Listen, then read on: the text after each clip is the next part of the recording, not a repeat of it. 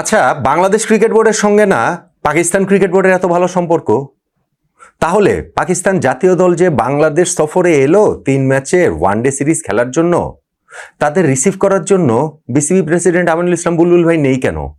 তিনি কেন অস্ট্রেলিয়ায় গিয়ে বসে আছেন?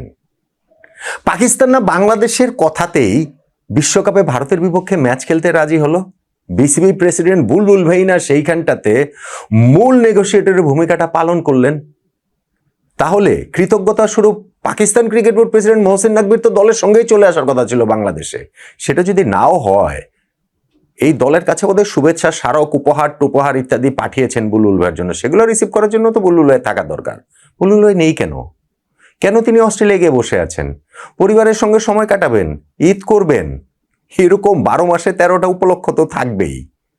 পুরোটা সময় জুড়ে কি তাহলে এই পাকিস্তান তার বন্ধু রাষ্ট্র এরকম যার কথাতেই বিশ্বকাপে ভারতের বিপক্ষে ম্যাচ খেলে ফেললো, বাংলাদেশে যে বোর্ড প্রেসিডেন্ট কথাতে তাকে রিসিভ করার জন্য বুলবুল ভাই বাংলাদেশে যদি না থাকেন, তাহলে জিনিসটা একটু কেমন কেমন লাগে না? একটু খটকা খটকা তো লাগে না? আমাদের যে ক্রিকেট টিম, মেহেদী হাসান মিরাজের ক্রিকেট টিম, তাদের মধ্যে কোনো খটকার জায়গা নেই। তাদের হিসাবটা খুব প্লেন অ্যান্ড সিম্পল। বিশ্বকাপটা বাংলাদেশ খেলতে পারেনি, রাজনৈতিক কারণে খেলতে পারেনি, আমাদের আজ্ঞাবহ ক্রিকেট বোর্ডের কারণে খেলতে পারেনি। আমরা ইন্টারন্যাশনাল ক্রিকেট থেকে অনেক দিন দূরে রয়েছি। সেই ইন্টারন্যাশনাল ক্রিকেটে বাংলাদেশ আবার ফিরছে পাকিস্তানের বিপক্ষে এই সিরিজটা দিয়ে, এবং আমাদের আগামী বছর 2027 ওয়ানডে ওয়ার্ল্ড কাপে কোয়ালিফাই করার জন্য ডিরেক্টলি এই সিরিজটা খুবই গুরুত্বপূর্ণ।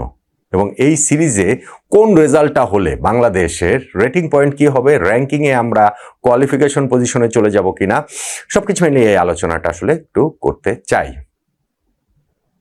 পাকিস্তান বাংলাদেশের সঙ্গে যা করেছে সেইটা হচ্ছে ভাওতাবাজি। বাংলাদেশকে গাছে তুলে দিয়ে তারা মই সরিয়ে নিয়েছে। টি-20 বিশ্বকাপে বাংলাদেশ খেলবে খেলবে না যে ওই পর্যায়টাতে ছিল, তখন পাকিস্তান পেছন থেকে বাংলাদেশকে কেবলই উস্কেছে। এবং সেটা শুধুমাত্র ক্রিকেটিভ হিসাব না, এটা রাজনৈতিক হিসাব নিকাশ রয়েছে, অনেক আলোচনা করেছি, সেইটা এখানে আমি আর রিপিট নাই বা করলাম। কিন্তু ওই যে বাংলাদেশকে তারপরে আবার একটু ভাই ভাই দেখিয়ে, একটুখানি বাংলাদেশের প্রতি সহানুভূতি দেখিয়ে বোর্ড প্রেসিডেন্ট আমাদের আমিনুল ইসলাম বুলবুল ভাইকে পাকিস্তানে উড়িয়ে নিয়ে যাওয়া, লাহোরে সেই কাইট ডিপ্লোমেসি ঘুড়ি উৎসবে বুলবুল ভাইকে অংশগ্রহণ করানো, তারপরে বুলবুল ভাইয়ের কথাতেই যে পাকিস্তান ভারতের বিপক্ষে ম্যাচ খেলতে রাজি হয়েছে, পুরো যে নাটকটা সাজানো হয়েছিল না, পাকিস্তান তো আবার নিজেরাই সেই নাটকের সেই বেলুনটা ফুটো করে দিয়েছে। যখন ভারতের বিপক্ষে শ্রীলঙ্কায় ম্যাচ খেলার পর দিন শ্রীলঙ্কার দেশটার প্রেসিডেন্টের সঙ্গে দেখা করে পিসিবির চেয়ারম্যান মোহসিন নাকবি, যিনি পাকিস্তানের স্বরাষ্ট্রমন্ত্রীও বটে, তিনি আবার বললেন যে এই পুরো ঘটনার মূল নায়ক নাকি শ্রীলঙ্কার প্রেসিডেন্ট, তার অনুরোধেই নাকি, তার কথাতেই নাকি পাকিস্তান এই ভারতের বিপক্ষে ম্যাচটা খেলতে রাজি হয়েছে। বুলবুলের কথা সেখানটাতে নাই, কোথাও নাই। বাংলাদেশ ক্রিকেট বোর্ডের কথা সেখানে নাই, কোথাও নাই। ফলে এই পুরো জিনিসটাই যে আসলে ভাওতাবাজি ছিল, বাংলাদেশের পুরো ওয়ার্ল্ড কাপ যে আমরা খেলতে যাইনি, এই পুরো ক্যাম্পেইনটা, এই পুরো জিনিসটাই যে আসলে আমাদেরকে বোকা বানানো হয়েছে, এটা ক্রমশ বোধহয় সবার কাছেই স্পষ্ট হয়ে যাচ্ছে। স্পষ্ট যেটা হচ্ছে না সেটা হলো যে 2027 ওয়ানডে বিশ্বকাপে বাংলাদেশ আমরা সরাসরি কোয়ালিফাই করতে পারছি কিনা, এবং সেই ক্ষেত্রে এই সিরিজটার ভূমিকাটা কতটা। পরের বিশ্বকাপটা হবে অক্টোবর নভেম্বর মাসে সাউথ আফ্রিকা, জিম্বাবুয়ে এবং নামিবিয়াতে। তার মধ্যে সাউথ আফ্রিকা ও জিম্বাবুয়ে হোস্ট হিসাবে অবশ্যই খেলবে।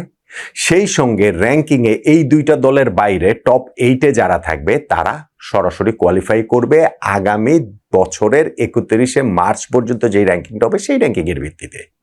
এখন সাউথ আফ্রিকার র্যাঙ্কিংয়ে, ওডিআই র্যাঙ্কিংয়ে এই মুহূর্তে 5 নম্বরে রয়েছে, তাদের ওই 8-এর বাইরে চলে যাওয়ার কোনো কারণই নাই। আবার ঠিক তেমনি জিম্বাবুয়ে 11 নম্বর রয়েছে, তাদেরও 8-এর মধ্যে ঢুকে পড়ার কোনো কারণ নাই। তার মানে বাংলাদেশ সহ বা অন্যান্য দেশগুলোর হিসাবটা হচ্ছে 2027 সালের 31শে মার্চের র্যাঙ্কিংয়ে টপ 9-এর মধ্যে থাকতে হবে যদি ওয়ার্ল্ড কাপে সরাসরি কোয়ালিফাই করতে হয়। তা না হলে আবার কোয়ালিফিকেশন অন্য ফেস্টেজের ভেতর দিয়ে যেতে হবে। বাংলাদেশ এই মুহূর্তে সেই ডিরেক্ট কোয়ালিফিকেশনের প্লেসটাতে নাই।